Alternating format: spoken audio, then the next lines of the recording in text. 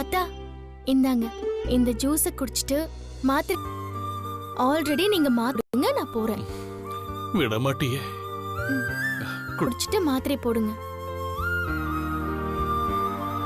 மாதிரி இவ வாழ்க்கை எப்ப இல்லையே. என்னம்மா ஒரு மாத்திரை குறையற மாதிரி இருக்கு? ஆமா தாத்தா,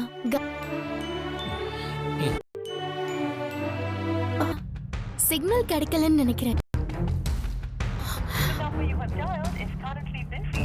எமர்ஜென்சிக்கு கால் பண்ணா பிளாக் பண்ணிட்டார் போல இருக்கு. மகா என்னாச்சுமா? போனையா? ஐயோ, தாத்தா பாட்டி கிட்ட அவர் என்ன பிளாக் பண்ணிட்டாருன்னு சொன்னப்பதான் என் போன்ல லைன் கிடைக்கும்.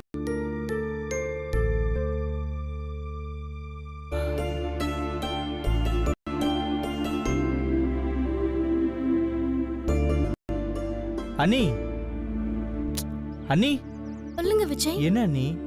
ஏதோ இது நல்லா வாழ வேண்டிய வயசுன்னு சொல்றாங்க. ஆனா சொல்லுவீங்க, நீங்களே இந்த அளவுக்கு கலங்கி போயிட்டா எப்படி அண்ணி?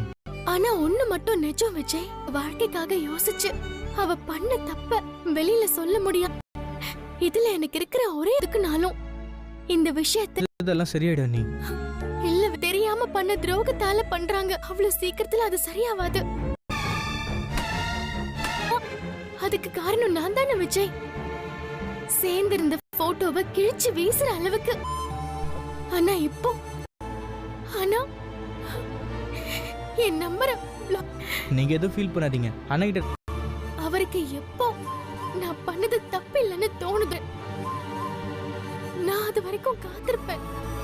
மட்டும் சொல்றீங்களா? சரி சரி, நான் வரேன் விஜய். ஹே சதீஷ். சார் சொல்லுங்க சார்.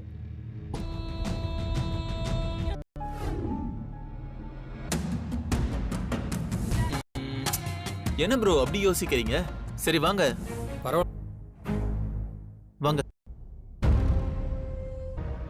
Sorry sir. சென்டிமெண்டா பேசிட்டு இருக்கீங்க. வளரிட்டனா? அப்புறம் எதுக்கு இந்த கர்மத்தெல்லாம் குடிச்சுக்கிடி? நேத்து நைட்டு நீங்க பேசுனீங்கல்ல, சொல்லுங்க ப்ரோ. சார் என்ன ப்ரோ பேக் அடிக்கிறீங்க? என்ன இருந்துச்சு அது ஒண்ணு மட்டும் சொல்லுங்க. தனியா தெரியுமா? எல்லாரோட பார்வை எனக்கும் ஒரு கட்டத்துல அவகிட்ட சொல்லிட்டு விலகி போயிட்டா சார். அதுக்கப்புறம் நானும் எவ்வளவோ ட்ரை பண்ணேன் சார். வெறியில. சரி, வெரி குட்.